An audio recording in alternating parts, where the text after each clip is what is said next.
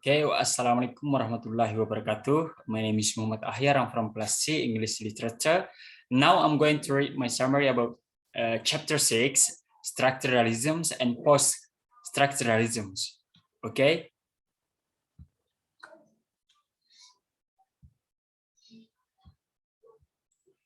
Okay. Structuralism is a way of approaching text and practice that is delivered from the theoretical works of the Swiss linguist Ferdinand de Saussure.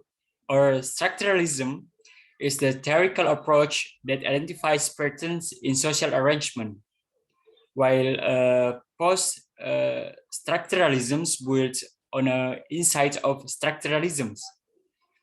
It holds all the meaning to be fluid rather than universal and predictable. Okay. The first is Ferdinand de Saussure. Language de Saussure defines as a twofold thing. First is an inherited social system of arbitrary sites, and the second is the active individual use of that system. Site words he defines as the bond joining the concept and acoustic image. The site arbitrary, because the meaning of the words is not inherent in sounds comparison the words, but depends solely upon the conventional use of the words by community. This arbitrary site, Saussure maintains tend by very nature to be immutable.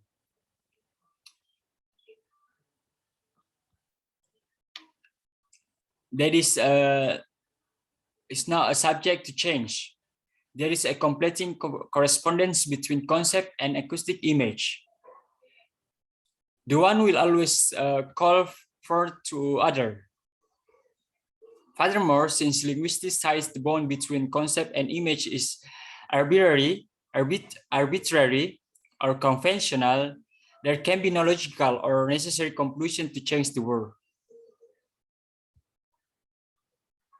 And the second is Claudia Levi-Strauss will write and the American Western.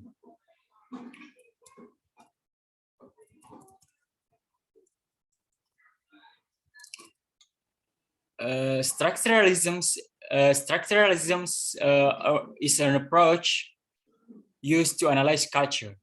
Developed by Claude Levi-Strauss, it asserts that human culture, being the set of learned behavior and ideas that characterize a society, is just an expression of underlying structures of human mind. Wheelwright takes structuralism as his methodology to examine the relation between Western movie and US. And next is Roland Barthes' mythology. Roland Barthes in 1957's collection of essays, mythology was one of the first critical reflection on post-war popular culture.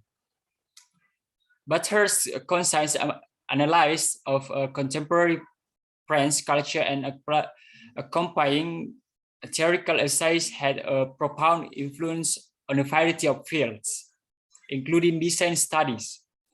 For design critics and practitioners alike, mythology helps shape an understanding of how designs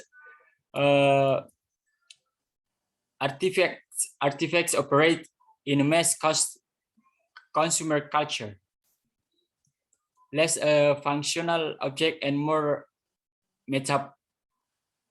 metaphoric vehicle of collective desire. And next is post-structuralism.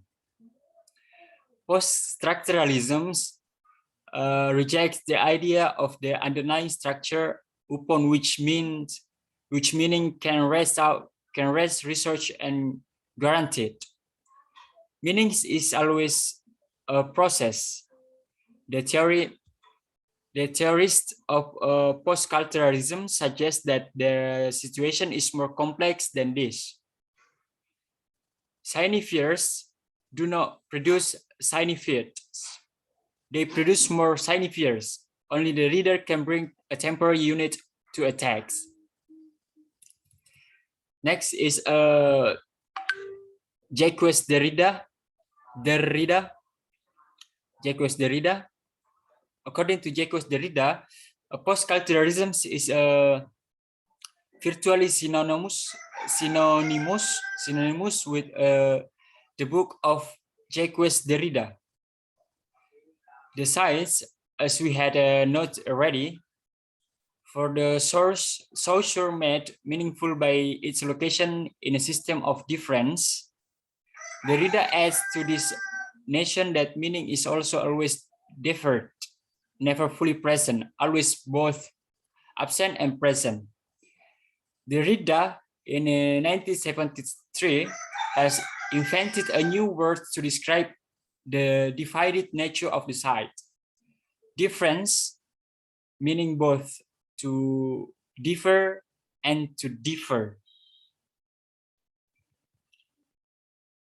Saussure's model of difference is spatial, in which meaning is made in a relation between sites that are located together in a self-regulating structure. Derrida's model of difference, however, is both structure and temporal, meaning difference on structural difference, but also on temporal relations of before and after.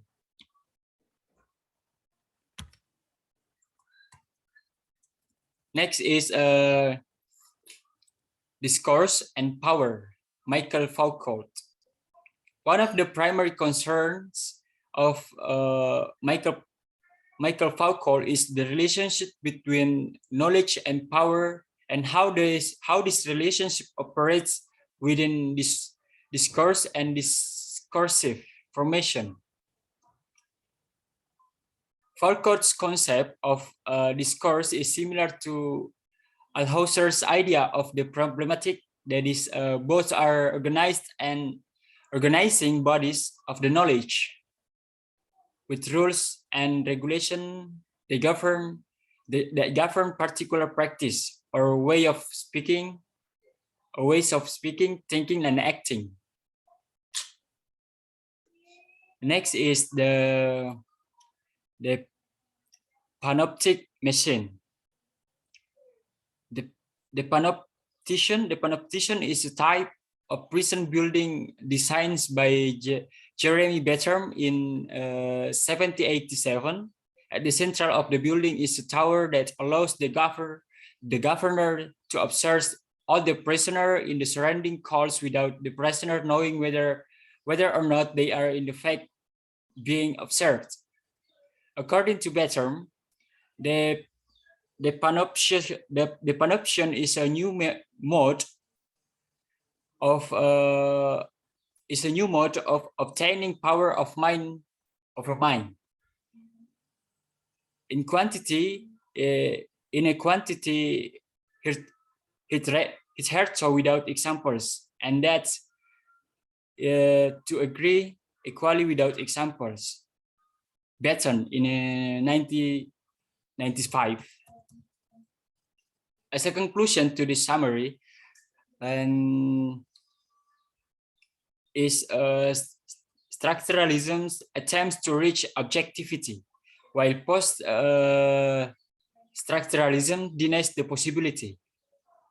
Then, while the structuralism tries to maintain a close connection between the signifiers and signified, post-structuralism denies the very existence of signifieds.